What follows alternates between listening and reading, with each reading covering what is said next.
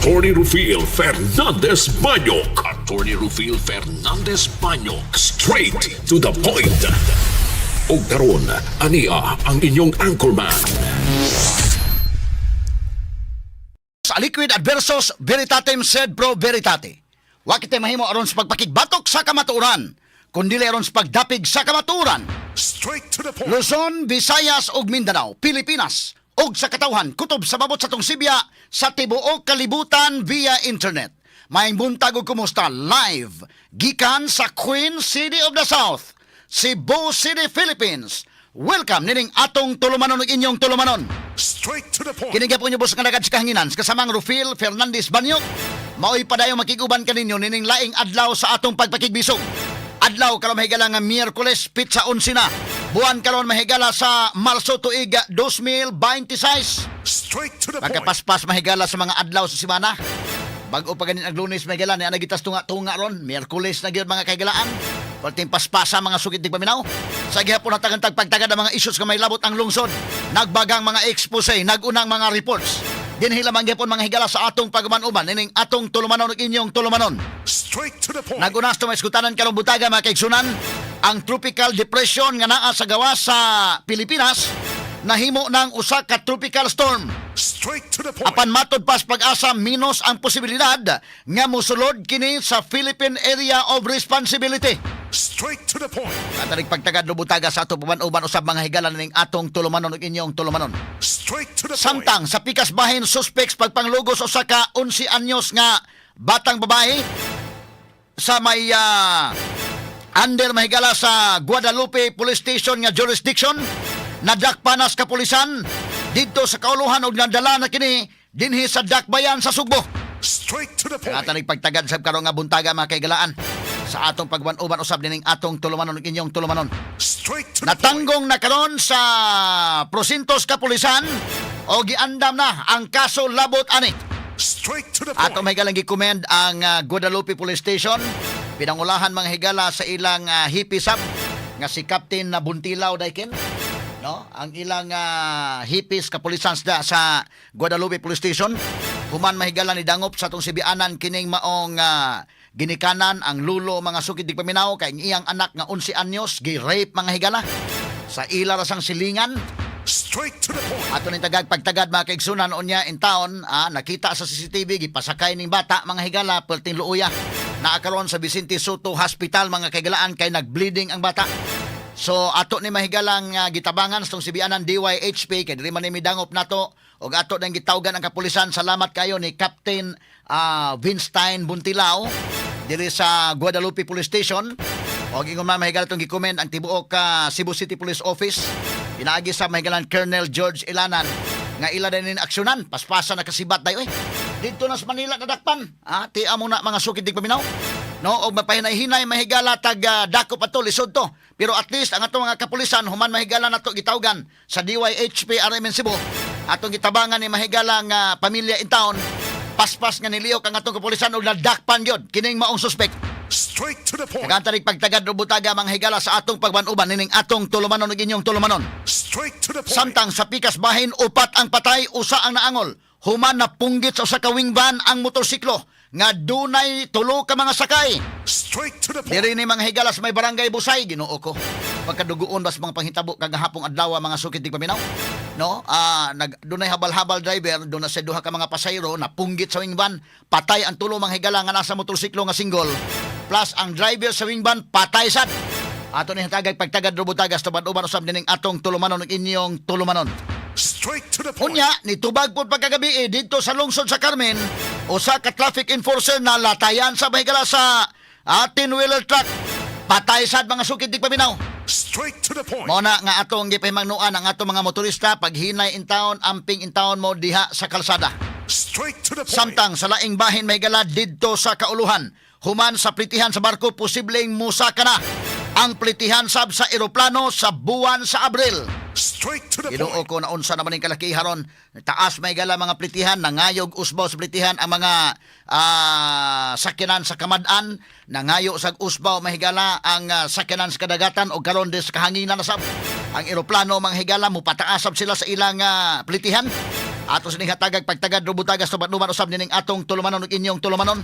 Straight to the Kay point. mauni akong giingon nga ang napuli mang higala nga supreme leader didto sa Iran human sa kamatayo ni Ayatollah Ali Khamenei or Khamenei, gipulihan sa higala ni Ayatollah Arafat namatay sab. Ang gipuli nga leader wa ray 24 oras patay pod na target sad. Karon ang gipuli mahigala ang anak mismo nga si Mustafa Khamenei mao'y napuli anak ni Ayatollah Ali Khamenei. So sa laktod ni pagkastorya, ang prinsipyo mga higala ang baruganan sa iyang amahan magpadayon tungod kay kining napuli ang anak man. Muna nga si US President Donald Trump miingon, sayop ang Iran ngano nga kana mo ilang gipili nga leader kana si Mustafa Khamenei. Straight to the Nan point. kumauhona mga sukid tig pabinaw ang kadelikado og mulanat pa ang gira mga sukid tig pabinaw. Atong iampo nga dili lang intawon mo escalate kining gubat. Straight to the point. Kay kung ato laban tan-awon mahigala medyo Iran kanang nakigira sa Israel o US pero murag ni tabang sa mahigala sa laing pamaagi mga higala ang China. Dunay mga real time nga mga spies mga kigalaan. Ilang mga information in ken kay dunay nakaparada sab dito. Samtang nakaparada ang barkong igugubat mga higala sa Amerika dito sa area sa Gulf. Niya po'y barko mga higala sa China nakaparada po dito in ken. Kay mao'y nag-intercept mga higala sa mga intelligence nga mga data o i-transmit dito sa Iran matod pa sa ato nakuha nga report. Straight to the point. So kana nga pamaagi medyo tan-aw siguro sa China lisod sila mahigalag tabang sab o head-on nga tabang. Direkta nga tabang sa ilang pamaagi nga makahatag sa impormasyon nito sa Iran. Mao na nga nigbaw sa Iran mahigala sa ilang mga targets. Medyo makaigo sad mga higala ang Iran. Og unya ang Russia mga kaigalaan nasuta ngang uban nga mga armas nga gipanggamit sa Iran. Ang signature gikan mga higala sa Russia. Straight to the Kato point. sa nagpagtagad rubutagas tupad uban usab nining atong tulumanon ug inyong tulumanon. Straight to the Apan point. matod pa kay kini mga higala karong Strait of Hormuz nga dunay problema sad mga kaigalaan kanang Strait of Hormuz mo ni agianan sa mga barko nagkadaiyang mga barko mahigala nga magkarga og lana mo nang ni mahal ni karon atong oil kay magkaguliyang gani ng Middle East mao na yung source nato mahigala sa oil. Siyempre magkaproblema gyud ta. Ngani ang Strait of Hormuz di naman na maagian karon. Mga hadlok masad ang mga seafarers nga moagi dito. May butyag mga higala usab si Donald Trump nga ang Iran mo bayad og heavy price kung ugaling ila mga higalang babagan ang mga barko, ang mga mubiyahe mga higala nga mokuha og gasolina didto sa Middle East. Straight to the point. Nga nagpagtagad sab karong nga butaga sa atong pagbanuban ining atong tulumanon ug inyong tulumanon. Straight to the Samtang point. sa laing bahin mga sukid tig paminaw karong adlaw indeken maoron ang unang anibersaryo no sa pagkada mahigala pag dala mahigala ni kanhi presidente Rodrigo Duterte didto sa dahig. Straight to the point. Ato sa ning pagtagad rubutaga mga kaigsunan sa atong pabanuban ining atong tulumanon ug inyong tulumanon. Straight to Sa the laing point. bahin presidente Ferdinand Marcos Jr. na matikdan nga uy didto mga kaigalaan sa United Nations unsa bang hitabo mga kaigalaan nga pag-deliver sa speech dito sa United Nations na unsa ba mahigala nga nito mang sip-o ni BBM. Nayagi tala ni katawa kay basig tugnaw dito mga higala sa Amerika. Kay kana mga higala gong US labi na karong mga panahon na pati tugnaw dito sa New York.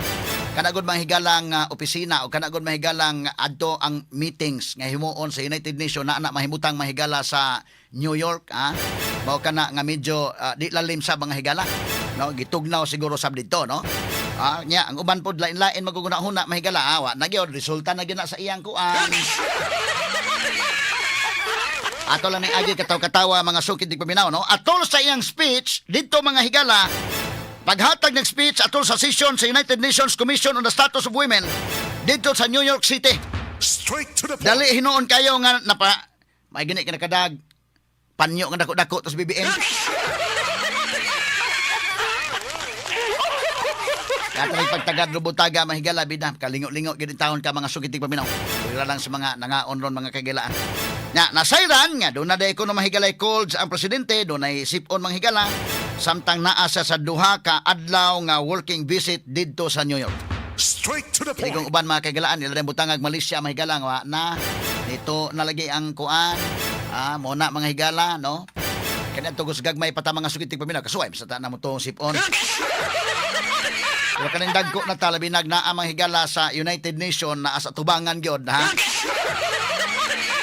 May paiyan itong ipa-deliver ito yung speech day og representative ba lang. Representative mga higala total. Kung tanaw ni mo mga higala, di man to ingon nga doon impact to nga speech, mga sukid di paminaw, tinuray lang. Ngani, kanapagad to niya mga higala sa United Nations, pwede rin niya ma-delegate. Gano man, dili man ina kadakog impact. Kanini ang status of women, ang katong yung i-deliver mga higalang speech, mula naman tong pang speech bito sa oration contest eskwelahan.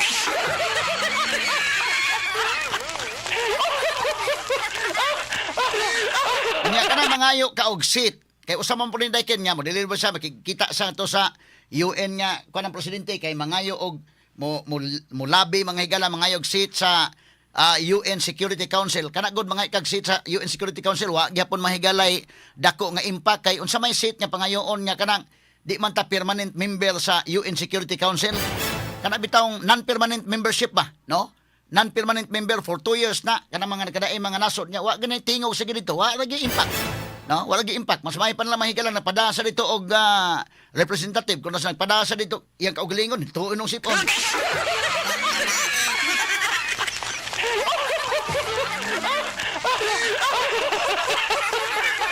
mga kaigalaan nga bida, sige na lamang, oy, mao magkadi na mga sukitik paminaw, pero ato ning hisgutan ro butaga mga higala sa atong paban-uban usab dining atong tulumanon ug inyong tulumanon.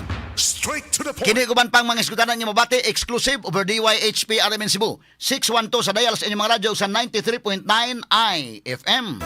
Sa serbisyo publiko, maaasahan mo mga balita'y detalyado